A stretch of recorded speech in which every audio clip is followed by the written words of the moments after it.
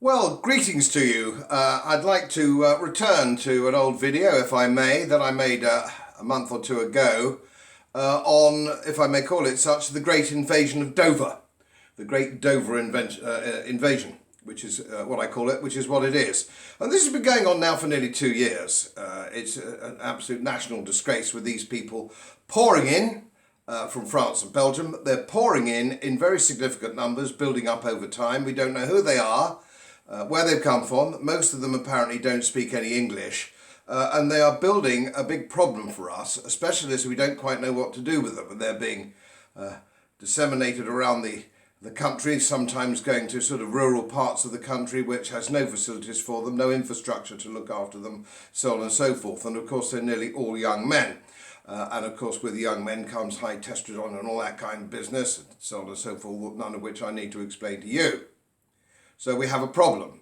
Now, I saw the interview with Priti Patel, who is the Home Secretary, head of the Home Office, which is not fit for purpose and hasn't been for years. And Priti Patel is not fit for purpose. Her predecessor, Theresa May, wasn't fit for purpose. And so it goes on. The whole thing's been a shambles from day one. And I saw that interview with her as she was hedging and ducking and weaving and dying and clearly not telling the truth about anything. It was pretty obvious to everybody. So that was that interview. And I've seen a more recent interview now of Nigel Farage on DB News, who was interviewing the member of the French Parliament for Calais.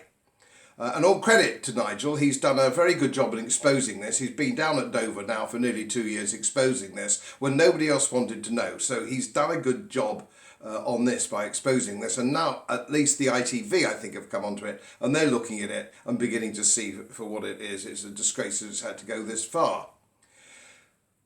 But one of the problems with interviewers of Priti Patel and people... Frenchmen and all the rest of it, is that they don't actually have much hands-on military experience. And so consequently, they don't know actually what can and cannot be done to combat this if there were political will, which of course I would argue that there isn't at the moment. Now, I made the point in my last video that when I was attached to the Royal Air Force Regiment in Afghanistan, they were working with piece of kit which I think was called Sniper. It's an Israeli piece of kit. And believe me, you could see a Taliban running around the hills in the middle of the night from 20,000 feet. It's an epic piece of kit, right? This business that the French parliamentarian tried to tell Nigel that, oh, there's a lot of sand dunes and there's a lot of woods and we can't see them at night and all that kind of thing, but we stop 50% and all the rest of it, and we do our best, and in exchange for that we give them millions of pounds. That, of course, is fake. It is totally and utterly fake. You can easily see these people with an infrared drone with Sniper or some such piece of kit, and that is going to be upgraded by now. You can see these people, and if you had the political will, you could get Royal Marine fast boats onto that location, who would be on station, and tow them back to the French beaches straight away, before they even got more than a mile out. That is, believe me, that is perfectly straightforward and very easy.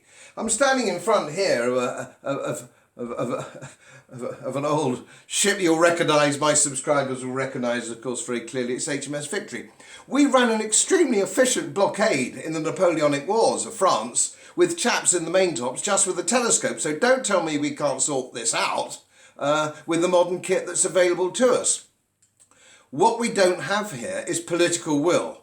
Now, why don't we have political will? And I think this is the elephant in the room. This is what Andrew Neil's not asking. It's what Nigel Farage isn't asking. It's what Laura Cheeseburger isn't asking. It's what all these highly paid people in the public, in media, public media, MSM, call it what you like, aren't asking.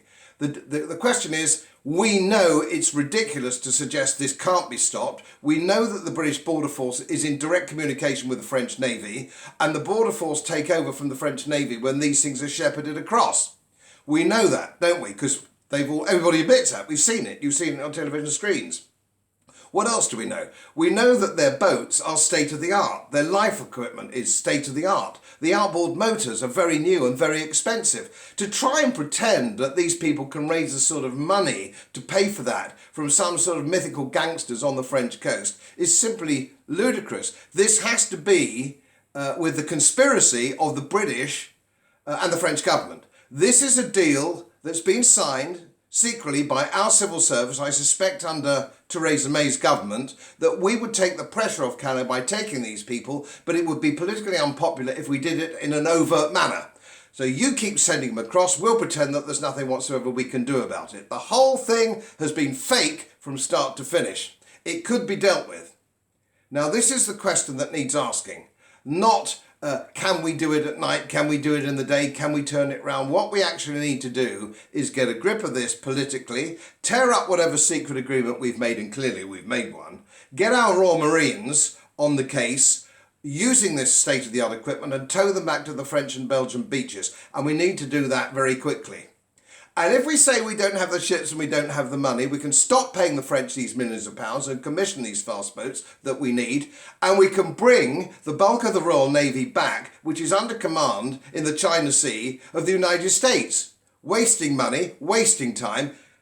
The invasion is coming in the English Channel. It's not coming in the China Sea. All right? It's here. It's happening now before our very eyes. So let's get a grip of this. Let's start asking the right questions. Because at the moment, we're never going to get an answer, a solid answer, if we're not asking the right questions. Let's get this question asked. Boris, Home Secretary, what's the deal you cut, or our government cut, some time ago with the French to take these people? Because at the moment, there can be no other explanation. As most of you know, my work is very heavily independently research based, and I get my information from all over the world. It would help if you press the subscribe button and the little bell next to it, because the more subscribers I have, the more likely it is that international independent research institutes will share their material with me. It's most helpful, and then of course I'll automatically share it with you. So, surprise, won't cost you anything. Thank you very much.